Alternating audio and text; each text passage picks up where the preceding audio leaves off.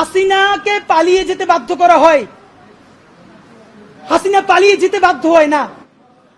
আমরা হাসিনার পতন ঘটিয়েছি বলতে হবে, ফ্যাসিবাদী হাসিনার পতন হয়। ঠিক, পালিয়ে যেতে বাধ্য করা কোনো প্যাসিভ কথা বলা যাবে না, এখানে একটাই জাহান্নামে পাঠিয়ে দিয়েছে। এর মানে কি এইটা যে বিচারিক হত্যাকাণ্ড বললে জামাতের যেই নেতাদের ফাঁসি হয়েছে তারা যদি একটা অ্যাডভান্টেজ পেয়ে যায় কিনা, আপনারা কি সে ভয় থেকে বিচারিক হত্যাকাণ্ডের কথা বলেন নাই? প্লিজ এটা আপনাদেরকে বন্ধ করতে হবে। এবার বন্ধুরা, ঘোষণাপত্রের ফিডব্যাকের পরে অত্যন্ত গুরুত্বপূর্ণ কথা আপনাদের সাথে জুলাই সনদ নিয়ে আমরা প্রত্যাশা করছি আগামী কয়েকদিনের মধ্যে জুলাই সনদ স্বাক্ষরিত হবে। নাম্বার 1, এই ঘোষণাপত্রে আপনারা যেরকম ভুজুং বাজুং দিয়ে জাতিকে বুঝাইছেন, আপনারা এই জুলাই সনদের সর্বশেষ বলেছেন আমার হাতে প্রধান উপদেষ্টা মহোদয় 5ই আগস্ট একটি দীর্ঘ বক্তৃতা করেছেন। এই বক্তৃতার পুরো কপি আছে। এই বক্তৃতা অনুযায়ী উনি বলেছেন শীঘ্রই জুলাই সনদ বাস্তবায়ন হবে। এই জুলাই সনদের জন্য 19টা মৌলিক সংস্কারে সবাই ঐক্যমত্য পোষণ করেছে। এরপরে যে কথাটা আর বলা হয় না, এই 19টা ঐক্যমত্যের মধ্যে বিএনপি বলেছে তার মধ্যে 10টাই তারা নোট অফ ডিসেন্ট দিয়েছে। তো নোট অফ ডিসেন্ট কি? নোট অফ ডিসেন্ট হলো আপাত দৃষ্টিতে আমি এটা মাইনে নিলাম, কিন্তু আমি আসলে এইটার সাথে একমত না। তাহলে বিএনপি এই 19টার মধ্যে যেই 10টা নোট অফ ডিসেন্ট দিছে সেই 10টাই তো মোস্ট সিগনিফিকেন্ট জায়গা। ঠিক। তাহলে বিএনপি সরকার গঠন করার পরে এর একটাও যদি বাস্তবায়ন না করে তাহলে আমরা কেমনে বিএনপি কে ধরবো বলেন? মানে এর আইনি বাধ্যবাধকতা কোথায়? বিএনপি তো তখন বলবে কেন ভাই, আমি তো বলেই দিয়েছি স্বাক্ষর করার সময় যেখানে আমার দ্বিমত আছে, এখন আমি এটা পারতেছি না বাস্তবতায়। মজার ব্যাপার বলি, সরকারের কয়েক জায়গায় জিজ্ঞেস করেছি বলেন তো 19টা মৌলিক সংস্কারের মধ্যে আপনাদের কাছে একটা মোস্ট সিগনিফিকেন্ট কোনটা? তারা বলেছে সংসদের উচ্চকক্ষে পিআর ব্যবস্থা আনুপাতিক হারে। এবং আপনাদেরকে জানাই রাখি সংসদের উচ্চকক্ষে যে পিআর, বিএনপি এখানে নোট অফ ডিসেন্ট দিয়েছে। তাই সংসদের উচ্চকক্ষে বিএনপি যে নোট অফ ডিসেন্ট দিয়েছে এটাও যদি সে বাস্তবায়ন না করে তাহলে আমরা মানে আপনি ভাবেন আমরা কি কারণে, ঠিক কোন কারণে আমরা এখন এই কথাগুলোকে বিশ্বাস করব? রাজনৈতিক দলগুলোকে তারা ইন্টারিম থাকা অবস্থায় আমাদের চোখের সামনে 47কে নাই করে দিল, পিলখানাকে নাই করে দিল, শাপলাকে নাই করে দিল, নিরাপদ সড়ক আন্দোলনকে নাই করে দিল, বিচারিক হত্যাকাণ্ডের কথা তারা বললো না। যেই তারা ক্ষমতার মসনদ পেয়ে যাবে এই কথা বলার পর যে আমরা আবার জেলে যাব না তার প্রমাণ কি আপনাদেরকে বল? তাহলে আপনারা এটা কি চান? ডক্টর ইউনূস সাহেব, নাম্বার 2 আপনাকে বলতে চাই আইনি বাধ্যবাধকতা আমাদেরকে অন্তত 20 জন শহীদ পরিবার বলেছে। ডক্টর ইউনূস সাহেব, আমরা এখন পর্যন্ত যতদূর বুঝতে পেরেছি আপনার ক্যাবিনেটের অলমোস্ট সকল উপদেষ্টা প্রতিদিন আপনাকে একটা আর্মি কুয়ের জুজু দেখাচ্ছে। ঠিক। আপনি সচিবালয় সংস্কার করলেই আর্মি টেক ওভার করবে, আপনি যদি পিলখানার কথা বলেন আর্মি টেক ওভার করবে। এইটার একটা প্রমাণ কি দিয়েছে? বাংলাদেশের ছাত্র জনতার একমাত্র প্রতিনিধি বানিয়েছে তারা এনসিপি কে। প্রধান উপদেষ্টা কান খুলে শুনে রাখেন, এনসিপি একটা রাজনৈতিক শক্তি, কিন্তু কোটি কোটি জুলাই যোদ্ধাদের একমাত্র মুখপাত্র তারা নয়। এনসিপি সমাবেশ করলে লোক কম হয় এর মানে এই না যে মানুষ জুলাই ভুলে গেছে অথবা জুলাইয়ের রক্তের সাথে সে গাদ্দারি করার কাউকে অনুমতি দিছে। ঠিক। বরং এনসিপির সাথে লোক কম হয় এর বড় বাস্তবতা হলো তারা মনে করে বিএনপি বা জামাতে ইসলামী ঠিক যেভাবে জুলাইকে বিভিন্নভাবে বিজনেসের মডেলে নিয়ে এসেছে এনসিপিও এখন সেটাই করছে, তাই তারা এনসিপির সমাবেশে আসে না। ঠিক। কিন্তু এই মানুষ, কোটি কোটি মানুষ এখন পর্যন্ত রাস্তায় নামতে প্রস্তুত যদি আপনি একটা বিপ্লবী ভাষণ দিয়ে জনতার পক্ষে সংস্কারের আপার হ্যান্ড নিয়ে নিতে পারেন।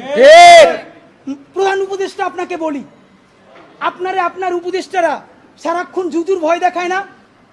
আপনারে বলি একটু কান দিয়ে শুনেন, যদি ওয়াকার সাহেবের এবং আর্মি জেনারেলদের সাহস থাকে, আই রিপিট সাহস থাকে, একটা কুক ওইটি দেখাইতে বলেন। ঠিক ভাইরা, ব্যাপারটা এমন না। লিথাল উইপেন যখন চলে তখন পুলিশের উইপন আর আর্মির উইপেনের পার্থক্য থাকে না, প্রত্যেকটাই জীবন কাইরে নেয়। এই মাত্র একটা বছর আগে আমাদের হাজারো হাজারো শহীদ যেই গুলিতে শহীদ হয়েছে এর চেয়ে দামি গুলি তো আর্মি আমাদের উপরে ব্যবহার করতে পারবে না। আপনি মনে রাখেন, এই ওয়াকার সাহেব অথবা আর্মি যদি কোনো কু করার চেষ্টা করে জনগণ গিয়া ক্যান্টনমেন্টের ইট খুঁজে নিয়ে আসবে। ইট একটা ইট ক্যান্টনমেন্টে আস্থা থাকবে না, আপনি যাইকে রাখেন। আপনি কারে ডরান? আপনি ভোট নেন, মিনিমাম 100 রিক্সাওয়ালার সাথে কথা বলেছি গতকাল পর্যন্ত, প্রত্যেকে বলে এই উপদেষ্টাদেরকে তারা বিশ্বাস করে না, কিন্তু ইনুস বেড়া ভালো। এর মানে সারা বাংলাদেশের জুলাই যোদ্ধারা, জুলাইয়ের পক্ষের শক্তিরা আপনার মুখটা দেখা এখন পর্যন্ত এই সরকারের একটা হাত ধরে রাখছে। কিন্তু এই উপদেষ্টাদের কেউ কেউ ইতিমধ্যে রাজনৈতিক দল যারা সামনে ক্ষমতায় আসবে তাদের সাথে নেগোসিয়েশন করে কেউ সামনে আইনমন্ত্রী হবে, কেউ অন্যান্য মন্ত্রী হবে, কি কি হবে এইটা পাকাপোক্ত কইরা এখন তাদের জবানে আমাদের ঘোষণাপত্র লিখে দেয়। ঠিক এখন সেই ক্ষমতায় যারা আসবে সেই দলের মুখপাত্র হয়ে তারা এই সরকারের মধ্যে কাজ করে। প্রধান উপদেষ্টা, আপনার একটা কথা বলি, আমরা আগেও বলেছি এই সরকারের সকল উপদেষ্টার এক পা অন্য দেশে, বিপদ হইলে ভাইগে যাবে, কিন্তু আমরা দৃঢ়ভাবে বিশ্বাস করি আপনি ভাগবেন না। এর প্রমাণ, আপনি যদি ভাগতেন পৃথিবীর কোন দেশ আপনারে রাখতে চায় না বলেন? তাহলে হাসিনার আমলেও 10 তলা বিল্ডিং বাইয়া আপনার আদালতে হাজিরা আপনি দিতে আসতেন না। ঠিক, আপনি তখনই বিদেশ থাকতে পারতেন। আপনি এই দেশে থাকতে চান বলেই আপনি আসছেন, আমরা বিশ্বাস করতে চাই। মাননীয় প্রধান উপদেষ্টা, আপনি বাঁচবেন কয়দিন বলেন? আপনার এত বয়স হয়েছে, বাংলাদেশের গড়ায় উঠছে প্রায় 20 বছর বেশি পাচ্ছেন। আমার বাপে 63 বছর বাচ্চা, তার চেয়ে আপনি প্রায় 20 বছর বেশি। মাঝে মধ্যে মৃত্যু অধিক। মাননীয় প্রধান উপদেষ্টা, আপনি যখন আপনি একটা গবেষণা করেন 40 মিনিটের বক্তৃতা, রিক্সা চালক, ভ্যান চালক, সবজি বিক্রেতা, বিশ্ববিদ্যালয়, এইবার যে আপনার এই বাংলাদেশের পক্ষে হৃদয় নিংড়ে ভালোবাসা, আপনি যখন বক্তৃতা করেন আপনার চেহারা আর্টিফিশিয়াল ছাপ, ইদানিং আপনি স্ক্রিপ্ট দেখে দেখে বক্তৃতা করেন, এগুলো আমরা চাই না। মাননীয় প্রধান উপদেষ্টা, আপনার অন্তরে যা আছে, আপনার যে বাধ্য করে তার কথা বইলে দেন না। আপনারা কি করবে বলেন? আপনার খুন করবে। আপনি প্রায় 80 বছর বাঁচছেন, আর কয় বছরই বা বাঁচবেন? আপনি কি করে? আপনাকে যদি হত্যা করা হয়, কিন্তু সেই রক্তের বিনিময়ে যদি আপনি শহীদদের রক্তের বিনিময়ে নতুন বাংলাদেশ গড়ে যেতে পারেন, আগামী 1000 বছর বাংলাদেশের মানুষ নামাজে প্রার্থনায় আপনার জন্য শুধু দোয়া করবে। ঠিক, বুড়ো মানুষটা থেকে শুরু করে শিশু আপনার বক্তৃতা শুনে মাননীয় উপদেষ্টা কতক্ষণ জানেন? যতক্ষণ আপনি জুলাইয়ের জবানে কথা বলেন। কিন্তু যেই রাজনৈতিক দলের কাছে কোন ধরনের সংস্কার ছাড়া আপনি নির্বাচনের কথা বলতেছেন, আপনি কি কি বলছেন আপনারা একটু পড়ে শুনাই। আপনার ঘোষণাপত্র থেকে অল্প কয়েক জায়গা মার্ক করে নিয়ে আসছি। মাননীয় প্রধান উপদেষ্টা, আপনি বলছেন যে সামনের নির্বাচনে, এবারের নির্বাচন যেন আনন্দ উৎসবের দিক থেকে, শান্তি শৃঙ্খলার দিক থেকে, ভোটার উপস্থিতির দিক থেকে, সৌহার্দ্য আন্তরিকতার দিক থেকে দেশের ইতিহাসে স্মরণীয় হয়ে থাকে, এই সকল আয়োজন করা হবে। মাননীয় প্রধান উপদেষ্টা, 6 মাস বাকি আছে। এই 6 মাসের মধ্যে আপনি এই উদযাপন কেমনে করবেন? নির্বাচন শুরু হইতে পারে না, এর মধ্যে মানুষকে হত্যা করতেছে রাজনৈতিক দল একটা আরেকটারে। তাহলে এই আমলা, এই পুলিশ, যেই পুলিশ রাজনৈতিক দলের ছত্রছায়া আবার হত্যাকাণ্ড ঘটাবে, আপনি তার দিয়ে কেমনে পারবেন? প্লিজ আপনার এই বৃদ্ধ কাঁধে রাজনৈতিক দলগুলোর বন্দুককে রাখতে দিয়েন না। আপনি না পারলে কুইট করেন, ওরা নিজেরা বুঝে খাক। কিন্তু রাজনৈতিক দলের একমাত্র মুখপাত্র হইয়া বাংলাদেশের মুখপাত্র থেকে আপনি বিদায় নিয়েন না। আপনি নির্বাচনের কথা বলছেন, আমরা খুশি হয়েছি, কিন্তু ইতিহাসের স্মরণীয় নির্বাচন করার রোডম্যাপ কোথায়? বাংলাদেশের রাজনৈতিক দলগুলো আপনার সাথে মিটিং করে সামনে এসে বলে আমরা নির্বাচনের রোডম্যাপ দেখি নাই, আমরা হতাশ। ভিতরে কথা বলার চেষ্টা করলাম, আফসোস রাজনৈতিক দলগুলো এত বদমাশ কেমনে হয় ভাই? ভিতরে তারা একটা বারো ভালো করে কোনো রাজনৈতিক তারা নির্বাচনের ম্যাপ দেয় না। প্রধান উপদেষ্টারে তারা গিয়ে বলে বড় দলগুলা, ওই পেট্রো বাংলার চেয়ারম্যানটা কিন্তু আমাদের লাগবে, অমুক বিশ্ববিদ্যালয়ের ভিসি কিন্তু আমাদের লাগবে, স্বরাষ্ট্র আর জনপ্রশাসন মন্ত্রণালয়ের সচিবটা কিন্তু আমাদের লাগবে। বাইরে এসে বলে আমরা নির্বাচন না দেখে হতাশ। একই দ্বিচারিতা। তো আপনার প্রতি অনুরোধ, এই যে আপনারে বাহিরে এসে বলে যে আপনি নির্বাচন দেন না, আপনি কেন প্রেস মিট করে বলেন না বিএনপি আমার পেট্রো বাংলা চাই, জামাত আমার স্বরাষ্ট্রমন্ত্রী চাই, এনসিপি আমার কাছে জনপ্রশাসন চাই, বলে দেন। ধরেন আপনি বইলে দিচ্ছেন, করবে কি? মারবে। আপনি তো এমনি একদিন মরে যাবেন, আজীবন বাঁচবেন। আপনি বইলে দেন না, ওদের নেংতে কইলে দেন। রাজনৈতিক শক্তির আমরা পক্ষে, কিন্তু রাজনৈতিক দলের নামে নিপীড়নের পক্ষে আমরা নয়।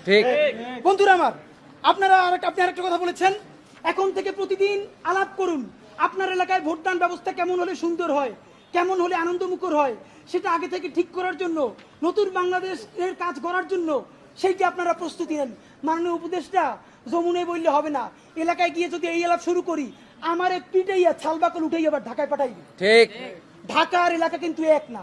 এলাকায় সেই পরিবেশ আপনি তৈরি করতে পারছেন? এলাকার ওসি প্রতিদিন এখন বিএনপির উপজেলা সভাপতির ফোন করে ডায়াবেটিসের খবর নেয়।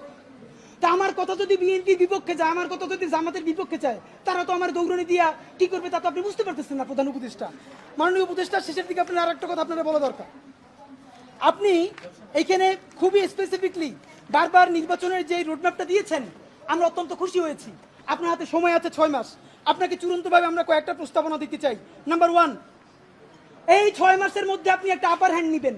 সেই আপার হ্যান্ডের চূড়ান্ত কাজ আগামী 1 সপ্তাহের মধ্যে আপনি ইন্টারিম ভেঙে দেন। ঠিক। এই ইন্টারিমের অনেক উপদেষ্টা এখন সামনে কেউ বিএনপির, কেউ জামাতের, কেউ এনসিপির মুখপাত্র হইয়া তাদের দলীয় এজেন্ডাগুলো আপনার সামনে রেখে বাস্তবায়ন করবে। এইটা আপনি হইতে দিয়েন না। আপনি অতি জলদি যেই নির্বাচনটা উপহার দিতে চান তার জন্য ইন্টারিম ভেঙে দেন এবং অতি দ্রুত তত্ত্বাবধায়ক সরকার ঘোষণা করেন। এই ইন্টারিম ভেঙে দিয়া আপনি প্রধান হইয়া আপনি তত্ত্বাবধায়ক সরকার ঘোষণা করেন। আগামী 6 মাস মাননীয় প্রধান উপদেষ্টা, এটা অনেক অনেক বেশি ইনাফ, মোর দ্যান ইনাফ এই দেশে পাল্টাই দেওয়ার জন্য। আপনি কিছু বিপ্লবী সিদ্ধান্ত নেন। সেই বিপ্লবী সিদ্ধান্তের মধ্যে আপনি 1 নম্বরে বলেন যে এই দলই ক্ষমতায় আসবে ওয়াদা করতে হবে 72-এর সংবিধানকে বাতিল করতে হবে। যেই 72-এর সংবিধানের মধ্য দিয়ে বাকশাল হয়েছে, বিচারিক হত্যাকাণ্ড হয়েছে, সেই সংবিধানকে নতুন সংসদে বাতিল করে জুলাইয়ের ঘোষণাপত্রের আলোকে এবং জুলাইয়ের সনদের আলোকে নতুন সংবিধান রচনা করতে হবে। নাম্বার 2, প্রতিনিধিত্বশীল স্বাধীন পুলিশ কমিশন গঠন করতে হবে। আমরা বলেছি শুধু পুলিশ কমিশন না, কারণ এই পুলিশ যদি জানে আগামীতে বিএনপি ক্ষমতায় আসবে, জামাত ক্ষমতায় আসবে, সে হোমওয়ার্ক কইরা প্রত্যেকটা কেন্দ্র দখল করে ব্যালট ভরে দিবে, কারণ সে জানে তাহলে তার পোস্টিংটা ভালো হবে। সুতরাং আমরা চাই একটা প্রতিনিধিত্বশীল স্বাধীন পুলিশ কমিশন। এটা যদি 10 জনের মেম্বার হয়, 2 জন বিরোধী দল থেকে থাকবে, 2 জন বিশ্ববিদ্যালয়ের শিক্ষক থাকবে, 1 জন শহীদ পরিবার থেকে থাকতে পারে, এই পুরো সরকার থেকে থাকবে 5 জন, বাকি 5 জন অন্য স্টেক থেকে। যদি সেটা হয় তাহলে ন্যূনতম তাকে কিন্তু একটা কন্ট্রোল করা যাবে। নাম্বার 2, আপনি ন্যূনতম জুডিশিয়াল রিফর্ম না করে আপনি কিসের নির্বাচন দিচ্ছেন? এই যে নির্বাচনে খুন হবে প্রচুর, সেই খুনগুলো নিয়ে তো মামলা হবে। আমরা এই যে আসিফ মাহমুদ বনাম ইশরাক হোসেনের যে ক্যাচাল, সেই ক্যাচালে দেখলাম আদালত পর্যন্ত স্বীকার করতেছে যে এই ব্যাপারে রায় দেওয়ার উপরে তার উপরে চাপ ছিল। কোনো রাজনৈতিক দল ক্ষমতায় নাই, সেই অবস্থায়ও যদি আদালত বলে যে এই রায় দেওয়া তার উপরে চাপ ছিল, যখন রাজনৈতিক দল থাকবে তখন তো চাপ লাগবে না, তখন আইন মন্ত্রণালয় দিয়ে লিখে পাঠাবে, সে শুধু সাইন করে দিবে। সুতরাং আপনি জুডিশিয়াল রিফর্ম কি করলেন সেই থেকে আপনাকে স্পেসিফিকলি বলতে হবে। জনপ্রশাসন সংস্কার, সব কিছুতে একমাত্র বিসিএস প্রশাসন ছড়ি ঘুরাবে তা হইতে পারে না। আপনি ক্ষমতার ডিসেন্ট্রালাইজেশন করেন, আপনি পুলিশকে একটু ভিন্ন করেন, আপনি অন্যান্য ক্যাডারগুলোকে আরেকটু এম্পাওয়ার করেন। এই যে জনপ্রশাসন সংস্কারের মধ্যে প্রশাসকরা নিজেদেরকে প্যারালাল রাষ্ট্র ভাবে, এইটা আপনি ন্যূনতম ভেঙে দিতে না পারলে আবার তো সে আমলাতান্ত্রিক দেশ করবে। এবং আপনাকে সর্বশেষ আমরা বলতে চাই, আগামী 6 মাস আমরা আপনার কাছে অ্যাকশন দেখতে চাই। সেই অ্যাকশনটা হলো, এখন চলে আগস্ট মাস, আগস্টের মধ্যে আপনি ইন্টারিম ভেঙে দেওয়ার চূড়ান্ত রূপরেখা প্রণয়ন করেন। এতদিন বলছি আমরা বিচার সংস্কার, বিচারের কোন কোন রায়টা আসবে আপনি তা তো একটা বললেন না এই আপনার দীর্ঘ বক্তৃতার মধ্যে, কিন্তু আপনি ঠিকই নির্বাচনের সব কথা তো বললেন, থ্যাংক ইউ, আপনি এটা বলেছেন। তাহলে বিচার নিয়ে আপনি এরকম বলতেছেন না কেন? নাম্বার 2, এতদিন আমরা আগে বলেছি সংস্কার, তারপরে বলেছি মৌলিক সংস্কার, না এখন মৌলিক সংস্কারও বলি না, নির্দিষ্ট 5টা সংস্কারের কথা বলেছি। আমরা পুলিশের সংস্কার চেয়েছি, আমরা জুডিশিয়াল রিফর্মের কথা বলেছি, আমরা নির্বাচন কমিশনের যে বর্তমান প্যাটার্ন এইটা ভেঙে দেওয়ার কথা বলেছি। প্লিজ, কোন সংস্কারটা কবে হবে? নির্বাচনের আগে যদি আপনি একটা সংস্কার নিজে করে দেখাতে না পারেন, তাহলে বলেন প্রবাস থেকে লক্ষ টাকা প্লেন ভাড়া দিয়া বাংলাদেশের মানুষ কেন ভোট দিতে আসবে বলেন? সে তো জানে একটা সংস্কার আপনি করতে পারেন নাই। এই যে ভোট দিয়ে যাবে যারা ক্ষমতায় যাবে, তারা ঠিকই আগর কাটামতে সব 91 যেরকম তারা চুক্তি ভঙ্গ করেছে, চুক্তি ভঙ্গ করে আবার ফ্যাসিবাদ কায়েম করবে। শুধু শুধু সে কেন তো এসে ভোট দিতে আসবে বলেন?